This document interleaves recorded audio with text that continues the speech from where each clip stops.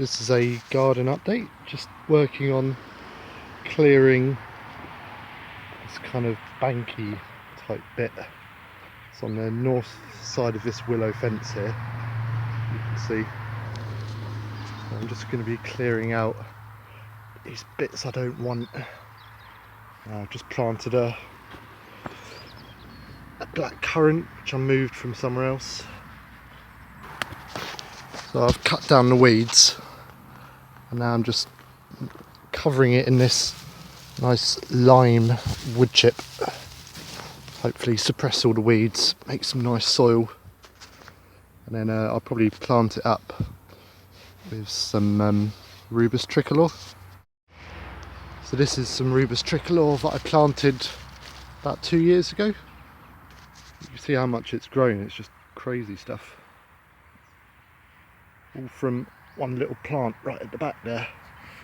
But yeah, it's really lovely plant. It's not like prickly or anything, it's really soft. You get little berries, a bit like raspberries, but it's as you can see, it's like a great ground cover plant, so that'll stop the weeds. So hopefully in a couple of years all of this bank will be covered just like that one. It's a bit of a rustic style of gardening. I'm trying to create like a woodland sort of floor type thing. So this was all like a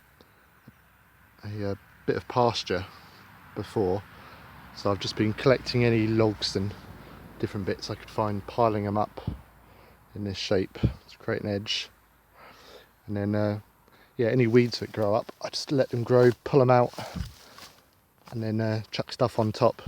There's no point being too picky because you always get weeds back. But you can see some of the nice soil I've got already, just from the wood chip breaking down and all these branches and different bits. So yeah, it should get really nice and fertile.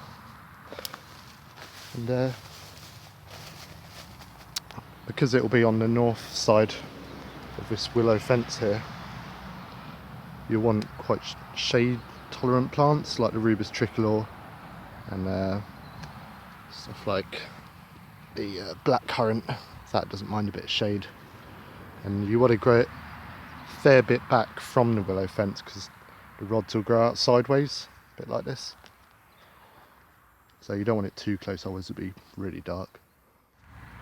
So the other good thing with piling all these logs and little branches up to break down is not only does it create better soil, you also get lots of little bugs and invertebrates and stuff that love to hibernate in there over winter, and you also get like more mushrooms and like the mycelium helping transfer all the nutrients around, and yeah, it just really looks nice as well.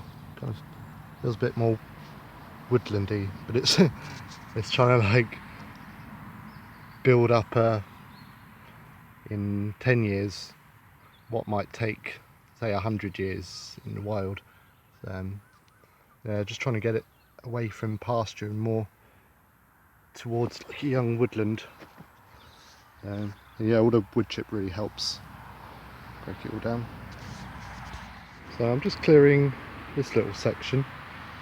I have to apologise for the quality of the video, the light's really low, the picture's not too good, but you see here a hawthorn, little young one I planted a couple of years ago.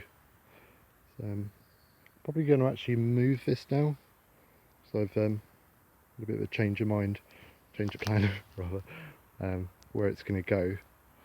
So, I think that's one of the main things about gardening, is you can't be afraid to change your mind, like rather than just leave something where you first thought. Like most things will be fine if you just dig them up, like in winter obviously. So I'm probably going to move this hawthorn to a different place, and it will form part of a new hedge.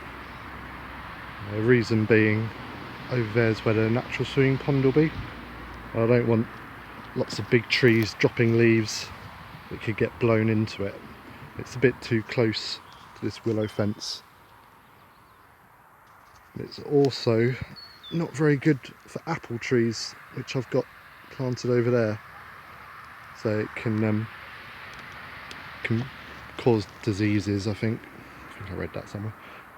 So yeah, I'll probably move that. The other thing you can do with hawthorn, which is pretty good, is when this is another couple years older, you can cut it here and graft another tree onto it. So something like an apple, or like a rowan, or a medlar, or a pear. I think pretty much anything in the Rosaceae family will graft onto there quite easily. So it's a cheap way to make rootstock. Hawthorns are fairly small trees, so it works quite well. It's a bit like a MM106 apple rootstock, maybe a bit bigger than that, but you can pick them up for like 50p each, so it's a really cheap way. I mean, just leave them in the ground for a couple of years to grow. Yeah, it's all good. And down here you can see this was last year's willow that I cut off, like these little bits which aren't really good for anything. So I lay them on the top of the bed, let them dry out, and then cover them up the next year, and they'll all break down. Whereas the bigger bits, like this, you can use for another willow fence, but the small bits are no good really. But rather than see them go to waste, we use them to make more topsoil. Yeah, it's quite a lazy way to garden. Just chuck it on the ground and let nature do it. One thing I'll just add with the with willow, it roots so easily, so that's why I leave it on top to dry out, because if you partially bury it and you leave a little bit sticking out, but it'll root and you'll have like a little clump of willow growing, which, you know, it can be good, but I've got so much willow, so yeah, so that's why I've left this to go nice and brown, and that won't grow.